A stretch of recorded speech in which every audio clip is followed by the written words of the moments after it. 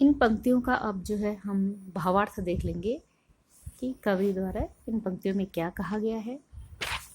कवि कहते हैं कि हम मनुष्य देशों को उसकी सीमाओं से जानते हैं। जानते कि नहीं जानते? आप लोग जरा भारत का नक्शा ध्यान कीजिए कि कहाँ कहाँ उसकी सीमाएं, जम्मू कश्मीर से लेके और दक्षिण में श्रीलंका उसका पड़ोसी देश है। तो हम जो है किसी भी राष्ट्र को उसकी सीमाओं के अंतर्गत पहचानते हैं। यहाँ से यहाँ तक ये भारत है, यहाँ से यहाँ तक ये नेपाल है, ये पाकिस्तान है, ये चीन है ना। प्रत्येक राष्ट्र की अपनी सीमाएं और उन्हीं सीमाओं के अंदर हम उस राष्ट्र को पहचानते कि राष्ट्र कौन सा है ना। उसकी सीमाओं को जानते हैं, किंतु प्रकृति ने इस सृष्टि का निर्माण किसी सीमा में बांध कर नहीं किया है ना। प्रकृति ने किसी भी राष्ट्र को कोई नाम नहीं दिया, उसकी कोई सीमाएं नहीं दी है। प्रकृति के में सब समान है। तभी तो एक देश की सुगंध दूसरे देश तक हवा के द्वारा फैलती है कि नहीं।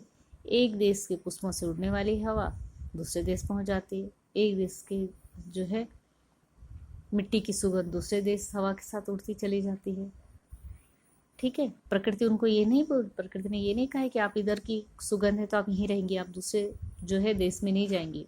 प्रकृति के लिए पूरा विश्व जो है प्रकृति के लिए समान है, एक जैसा है।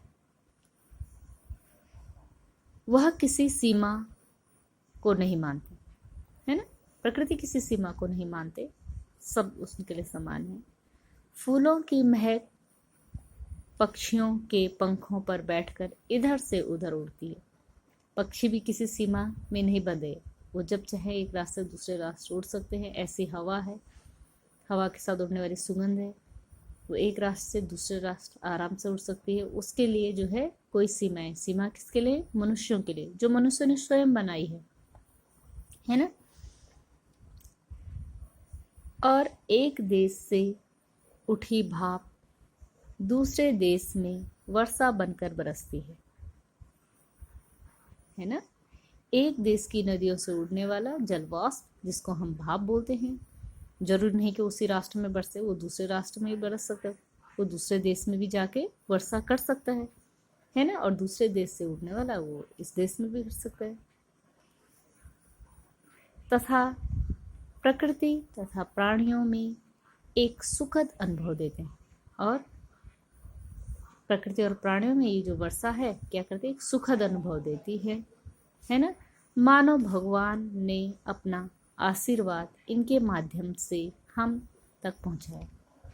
ऐसा लगता है वर्षा और सुगंध को देख के, वर्षा की बूंदों को देख के कि जो है भगवान क्या कर रहा है? अपना आशीर्वाद इन बूंदों के रूप में हम पर बरसा रहे हैं, हम तक पहुंचा रहे हैं।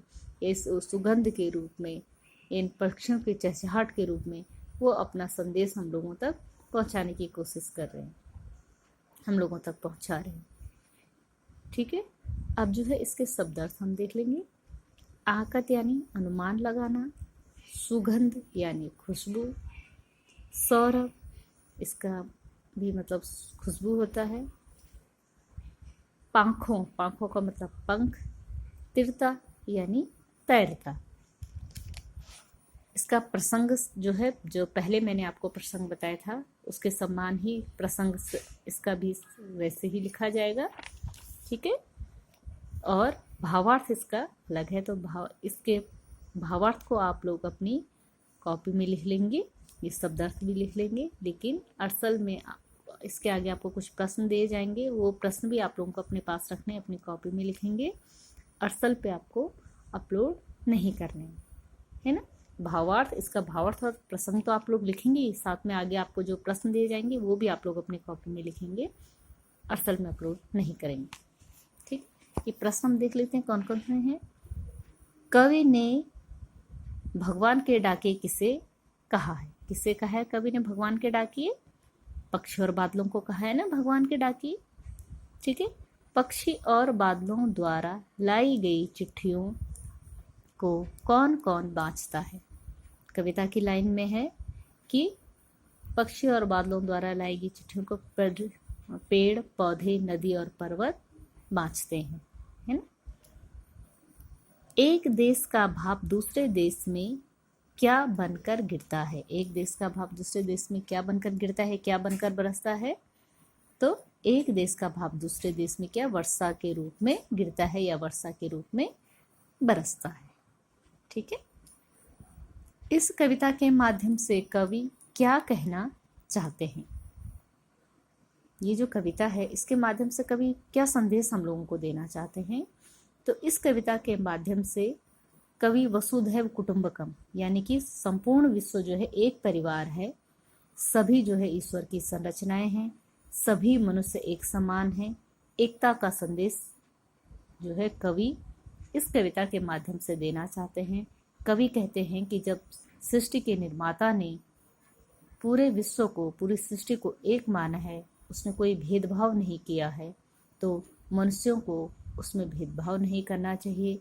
सीमा रेखाएं खींच के अलग अलग राष्ट्रों के बीच में जो मन मिटाव मनुष्यों के बीच में, वो मन मिटाव नहीं होना चाहिए।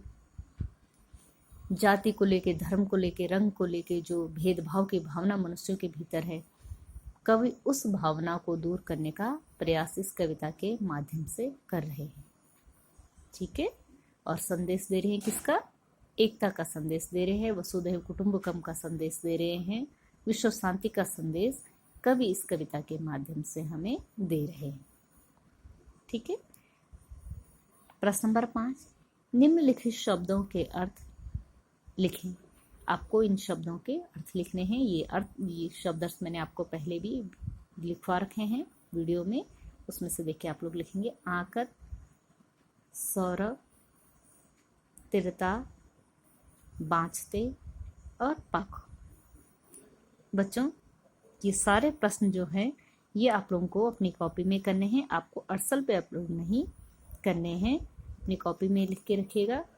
भावार्थ के साथ साथ आप ये प्रश्न भी करेंगे और इस कविता को आप लोग एक बार और जो है घर पे पढ़ के इसका अर्थ समझने की कोशिश कीजिए।